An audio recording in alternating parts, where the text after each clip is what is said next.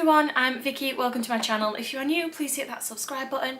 If you are already part of my little sub family, thank you so much. So this video is Dad's reaction. So Dan's reaction to us being pregnant. I just thought it would be a nice extra video to find out what's going through Dan's mind and yeah, his thoughts, his feelings of how the pregnancy is going.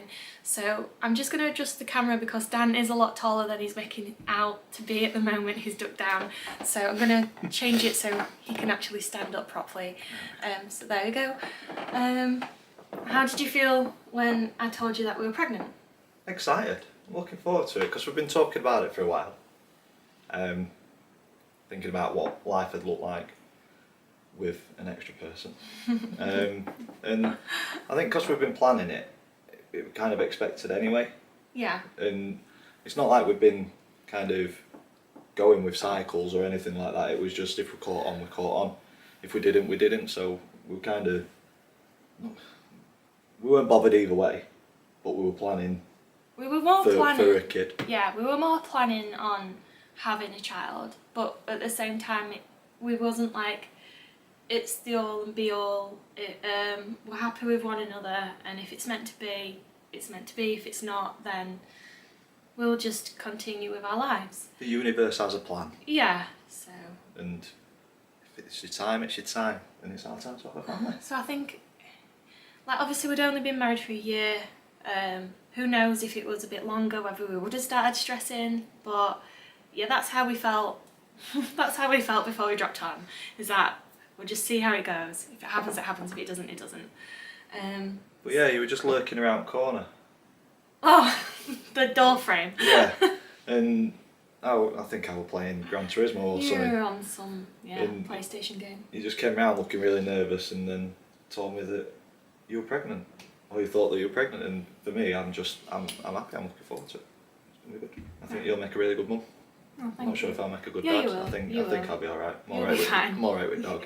You'll be fine. Little human's a bit different though, isn't it? So, yeah, there's obviously stresses about making sure that we've got everything ready, making sure that we can financially cope as a 3 rather than 2. I mean, we're not in, it's not a unique boat that we're in. Everybody's got financial difficulties, but yeah, I think it's the just difficulty learning to adjust with our finances. Yeah, as lifestyle will change, won't it? I'm more concerned with how do we learn to adjust with our expenditure and where to save and yeah, but we'll figure it out. I don't want his lifestyle to change too much though. I want us to still do the things that we enjoy, but take the kid with us. Yeah, same. Because there's a lot of people that say your life completely changes and stuff, and then I think that's where difficulties may start to come in a relationship, where you start to just become mum and dad and not spend time with each other and doing what got us to this point. So I'm hoping that we maintain that as well. Yeah. But obviously the dynamic will be different. A lot different. But yeah, the difficulty I'm finding at the minute is obviously we've not told family at the time that we're videoing this, and they're wanting to do stuff and spend money and stuff, and I'm thinking I need to save some money here, and yeah, we haven't, it's 7 weeks now and we haven't bought a single thing for the baby. I don't know, I just can't buy anything. I think once we start telling people, that's where it will start rolling, and we'll start getting stuff, and then people will hopefully be excited for us, and yeah, we'll see. That'll bring more of the excitement. Yeah. So, like, I had a small moment where I went out with my family and there was like that small moment where I wanted to tell my cousin, where I was just like, it's just me and her at the moment, shall I just tell her? But I was like, no. And then you had a similar experience with your mum and dad. Yeah, my mum said that basically they're getting older, so don't leave it too long because they're wanting to help with the grandkid and stuff, and yeah, I lied to my mum, which I don't like that. Sorry mum if you're watching. How did you feel when I was just really emotional and bawling my eyes out because all I wanted to do was to register with a midwife so that someone could check on my health and check that the pregnancy was going well, and I didn't know how to do it, and it just felt like everything was going wrong and I was just crying. I think it's hard for us as dads because nothing's really changing for us body-wise, hormonal or anything like that. So I think if anybody's watching that is going to be a dad, I think you've just got to support your wife or your partner who's going to have the baby, because they're going through a lot more changes, and could see that you were upset, could see that you were struggling, and you've just got to kind of take a little bit of control over it and just try and think rationally. Just try and calm the situation down a bit and try and get to the bottom of it, because if you are an emotional, if your emotions are heightened, you try and search online and stuff, and you're bombarded with stuff that you probably don't want to see or is not relevant, and sometimes you can just get a bit of brain fog when quite het up. So I think just try and stay calm and get the answers that you need, and yeah, support you. He was really good in that moment, so he literally like drove me straight to the doctors so we could speak to the receptionist, and he just explained to her, because I couldn't talk. Every time I tried I just kept filling up with tears, so he just was like, look, she's had this number, she's tried ringing and registering that she's pregnant and it's not going right. But he wasn't aggressive, he was just, I wasn't that sharp. Aggressive, he was just straight to the point. And so she gave you another number and you were like, right, let's try this straight away. And I think that does annoy me now though with society. Everything's online and it's all through a computer or like a chat bot or AI, or I just want face-to-face interaction and talk to somebody who's gone through it and who knows what they're doing. I think I'm all for AI. I think it's fantastic. I think the progression that's done is incredible, but I'm yet to see a robot have a kid. Alright, I think in that moment I just wanted like a doctor or a midwife or even a healthcare assistant to just look at me and go, it's gonna be okay, you're gonna be alright, and I would have been fine. But like Dan says, there were just no like face to face. It was, you need to go online and you need to go like fill out this form online, and I was just like, I don't want that, I don't want that at all. Ended up being really simple though. I know, I just it was so easy. So just like the internet and AI off, it was actually really easy. But that's not what I wanted in that moment. I wanted some support. Anyway, so that was a drama. Yeah. When we went for our assessment, how were you feeling on the run up to that? How were you feeling during the appointment? I've just been really excited all the way through so far. There's not really been any nerves. I think nerves will come closer to the time. But yeah, just really excited. You've just got to embrace it and see what's said, and just enjoy the journey. I think so. Yeah, I've just been excited, but I think I'm kind of taking on the role of listening more. I don't listen very often, or I do. No, tell a lie. I do listen. I just don't retain any information. That's more. Oh yeah, because so you're retaining stuff a bit more, aren't you? Anything to do with the pregnancy, you're just like, I need to hold on to this. Yeah. Whereas normally, if I'm having a conversation with somebody, I do listen, but ask me a couple of days later what the conversation was about, and I have no idea, because with my job I talk to a lot of people, so I try not to take in a load of stuff, because the more I take in the more I'll forget. So I try and retain the important stuff, and this is all important stuff, so I'm just trying to be a sponge at the minute. And the one question, I think one of the best moments within the assessment was that she was reeling through all these questions, and she said to me, loads of questions. It was just like, has your family ever had this? Has this ever happened? Bang, Has your mum had bang. this during pregnancy? What is your blood type? And then she went... Now obviously I don't know kind of the ins and outs of your family medical history, but there was a question about kind of family history. There was like, are all of your parents and grandparents from the UK? And I just went into automatic mode and went, yes. So she went on to the next question, and then you was like, what? Hang on a minute. And then what were you talking about? We're on about smear tests then. Yes. So I'm trying to figure out the last time I had my smear. And I'm still working out. I'm like, your granddad were from the Ukraine.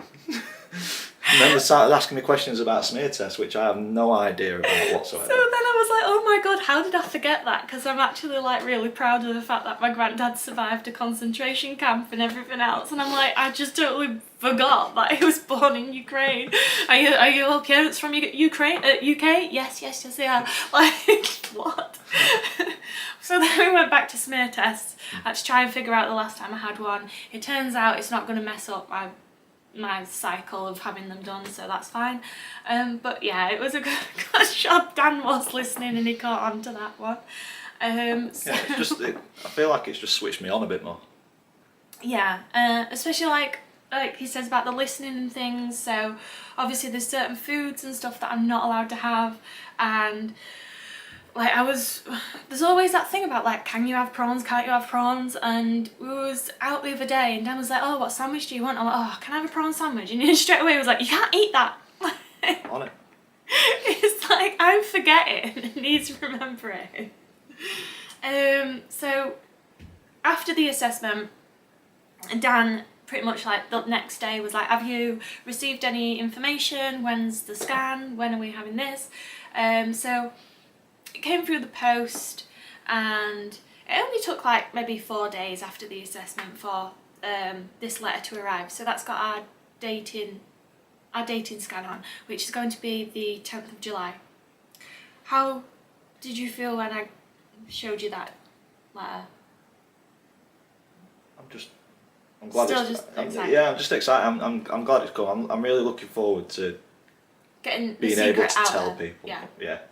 That's the thing now. So I'm just excited.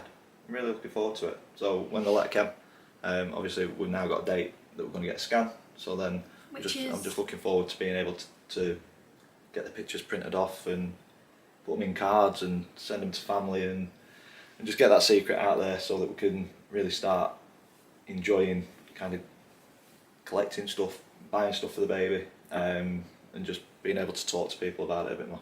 Yeah, like so obviously like my managers at work know and Dan's managers at his work know, but we was actually really lucky with the times that we've been given for the, like obviously my assessment and the dating scan. They have, the times that we've been given to go to those appointments have all fallen outside of our working hours. So although like I need a risk assessment for my job, which is totally fine, there's nothing that needs altering at the moment for me, like if we wanted to, we could have continued to just have it in our little bubble and no one else knowing. I needed to tell somebody.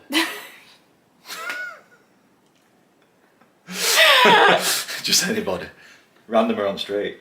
Just needed to tell somebody. I was that excited. Yes, that's very much Dan right now. So, is there anything else you want to get off your chest? Because I can't think of anything more that I want to ask you. You did mention cards that you've bought, so obviously we are thinking about how we're going to announce the pregnancy to family and friends. We like to plan stuff. Yeah. And we're very particular on how we like stuff to be delivered or done or whatever it is. So when it comes to the time to tell family, we'll already have something to put on social media. We'll already have all the cards ready, and it'll be maybe 1 evening or 2 evenings. We'll just go out and bounce around all the family, and as soon as the family know, then we'll post on social media. So it's literally us. It's not so much being control freaks, but it's our news to announce. We just want people to get that full excitement of finding out that we're having a baby. I think for us, like we've been together 12 years, and so this news, it's, the family have been waiting for it for a long time, so they are going to be like ecstatic, and I just want to be within that moment, you know. So like when each person gets to know, and I want to be in it. Yeah. So it is going to be happening very soon, and we're looking forward to just having that moment, getting it out there, and then just not having to keep it a secret anymore would be so nice. Yeah. Have you got anything else you want to add? Yeah. I'm frustrated in the lack of kind of, not support, maybe support, that fathers get. So obviously it's something that I've never looked into that much because it's not been at the forefront of my mind. Well now, like, I'll get 2 weeks when the baby's born. I think that's ridiculous.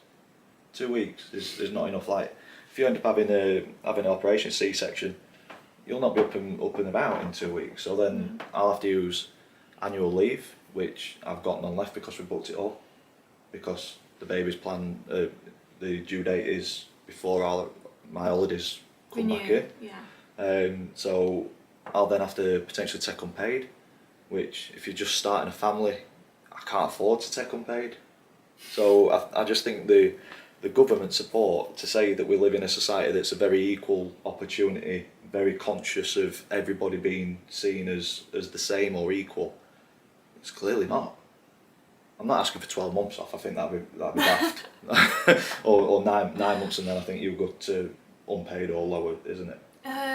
There's something like, I think we get paid for the 9 month, but then if we're wanting to have 12 months off, we've got to fund the 3 month. Yeah.